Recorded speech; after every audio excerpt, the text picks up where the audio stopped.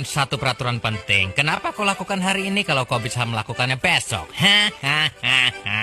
Bercanda, bercanda.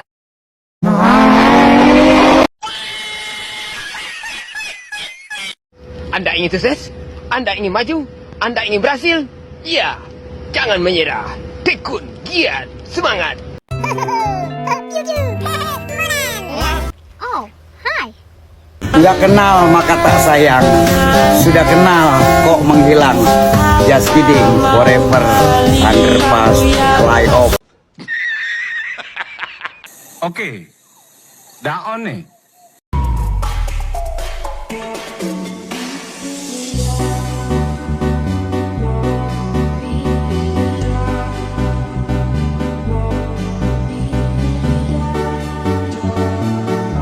A few moments later.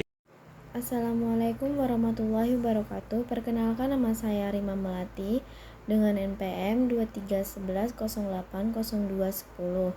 Ingin mengumpulkan ujian akhir semester mata kuliah Filsafat Pendidikan Islam dengan materi metode pendidikan Islam dalam perspektif filsafat pendidikan Islam. Baik, di sini ada peta konsep yang terdiri 5 kolom yang berisi metode pendidikan Islam dalam perspektif filsafat pendidikan Islam. Islam yang pertama, definisi metode pendidikan Islam. Dan yang kedua, tujuan dan peranan metode pendidikan Islam. Ketiga, jenis metode pendidikan Islam. Dan yang keempat, metode pendidikan dalam perspektif filsafat pendidikan Islam. Baik, kita langsung saja masuk ke sesi penjelasan, yaitu definisi metode pendidikan Islam. Dari segi bahasa, kata metode berasal dari dua perkataan, yaitu meta dan hodos. Meta berarti melalui dan hodos berarti jalan atau cara. Dengan demikian, dari sudut pandang ini, maka metode dapat dimaknai sebagai jalan atau cara yang harus dilalui untuk mencapai suatu tujuan. Dalam buku Falsafah Pendidikan Islam bahwa dalam Al-Quran terdapat beberapa terma yang sering dimaknai dengan metode, diantaranya tarikah, manhaj, dan wasilah. Kata tarikat setidaknya diulang sebanyak 9 kali. Tujuan dan peranan. Dalam kajian metode pendidikan Islam, tentunya secara umum tujuan metode adalah untuk mempermudah peserta didik dalam memahami dan menalar pelajaran yang diberikan oleh seorang pendidik. Sedangkan peranan metode pendidikan berasal dari kenyataan yang menunjukkan bahwa kurikulum pendidikan agama Islam tidak mungkin akan dapat diajarkan, melainkan diberikan dengan cara yang khusus. Cara yang khusus inilah yang disebut dengan metode. Ketidaktepatan dalam penerapan metode ini kiranya menghambat proses belajar mengajar yang berakibat pada membuang waktu dan tenaga. Dan metode pendidikan Islam. Jenis metode dalam pendidikan Islam. Buku-buku tentang pendidikan Islam mengandung banyak gambaran dan uraian tentang metode pendidikan yang telah digunakan oleh pendidik-pendidik Islam. Dari sekian banyak jenis metode yang telah dikemukakan, para ahli penulis dalam hal ini akan mengemukakan beberapa jenis metode yang berdasarkan Islam yang dapat dipergunakan dalam aktivitas pendidikan Islam untuk memudahkan peserta didik dalam memahami pelajaran. 1. Metode teladan. Dalam Al-Quran, kata teladan diproyeksikan dengan kata uswah yang kemudian diberi sifat di belakangnya seperti sifat hasanah yang berarti baik.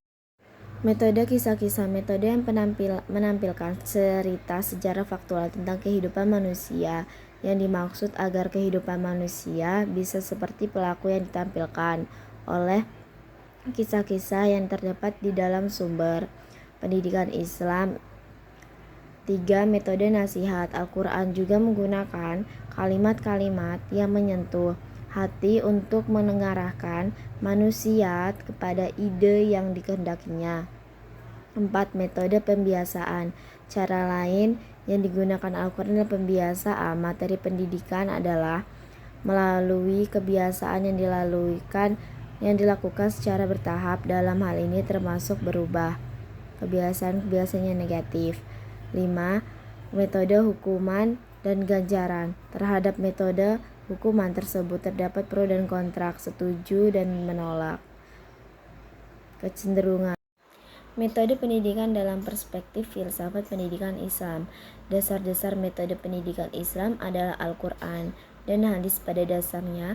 Bila ditelaah secara cermat dalam Al-Quran dan hadis, banyak dijumpai metode yang bisa digunakan dalam mempelajarkan peserta didik mencapai tujuan pendidikan Islam. Secara spesifik, metode pendidikan tersebut relevan dengan konsepsi Islam tentang manusia terhadap makhluk dua dimensi yang terdiri dari jiwa dan ruh, dan konsepsi Islam tentang cara kedatangan ilmu pengetahuan dalam diri manusia. Inilah perbedaan antara metode dalam perspektif. Kemudian, untuk lebih memahami tentang bagaimana sebenarnya metode pendidikan dalam perspektif filsafat pendidikan Islam itu, dalam hal ini akan dikemukakan dasar dan karakteristik metode pendidikan Islam tersebut.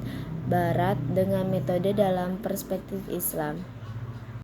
Kemudian dalam kajian filsafat pendidikan Islam, metode pendidikan Islam tentunya secara umum bertujuan untuk mempermudah peserta didik dalam memahami dan menalar pelajaran yang diberikan oleh seseorang pendidik. Tokoh dalam bidang filsafat pendidikan Islam dalam hal ini mengemukakan tujuan-tujuan metode pendidikan Islam sebagai berikut. 1. Menolong pelajar untuk mengembangkan pengetahuan, maklumat, pengalaman, keterampilan, dan sikapnya, terutama keterampilan berpikir ilmiah yang betul dan sikap dalam bentuk cinta ilmu, suka menuntutnya, dan membuka rahasianya, dan merasa enak dan nikmat dalam mencarinya. 2. Membiasakan pelajar menghafal, memahami, berpikir sehat, memperhatikan dengan rapat, mengamati dengan tepat, rajin, sabar, dan teliti dalam menuntut ilmu, mempunyai pendapat yang berani, asli, dan bebas. 3. Memudahkan proses pengajaran itu bagi pelajar dan membuatnya mencapai sebanyak mungkin tujuan yang diinginkan, dan menghemat tenaga dan waktu yang diperlukan untuk mencapainya. 4.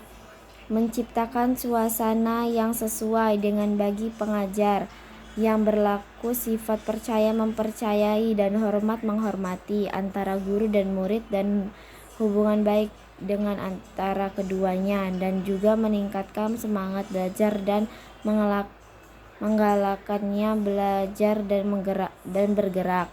Salah satu seorang guru besar filsafat pendidikan Islam di Indonesia mengatakan bahwa berperan untuk memudahkan peserta didik untuk dalam menalar ilmu yang akan ditarbiyah dan ditalim dan ditabitkan ke dalam dirinya. Cukup sekian pemaparan materi dari saya. Saya akhiri. Wassalamualaikum warahmatullahi wabarakatuh.